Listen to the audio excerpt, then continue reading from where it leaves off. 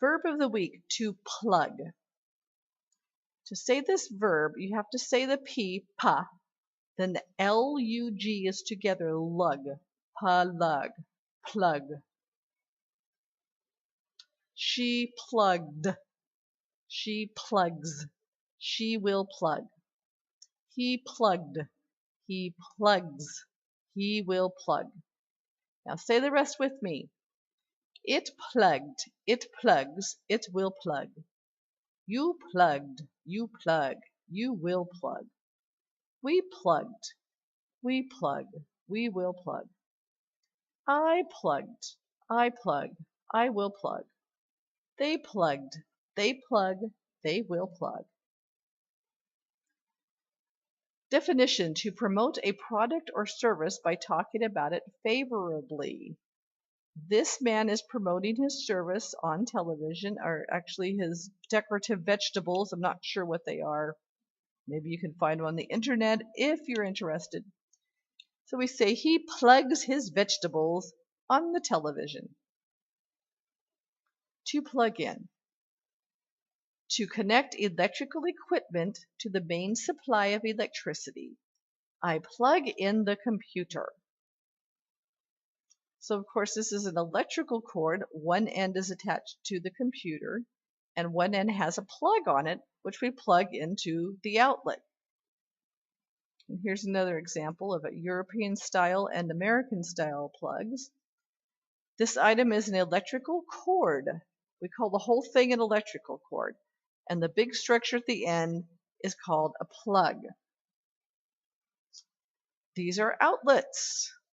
These are called electrical outlets or electrical sockets, but they are casually referred to as plugs.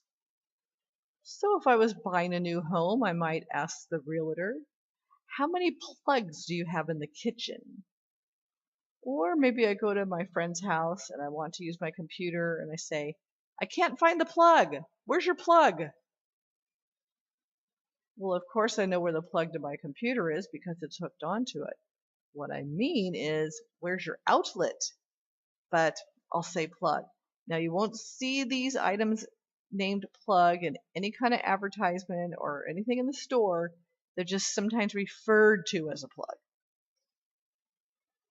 Expression, plug ears. She plugs her ears so she won't hear the loud noise.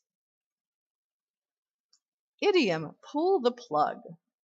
This expression is used when we are working on a project, then decide to end the project.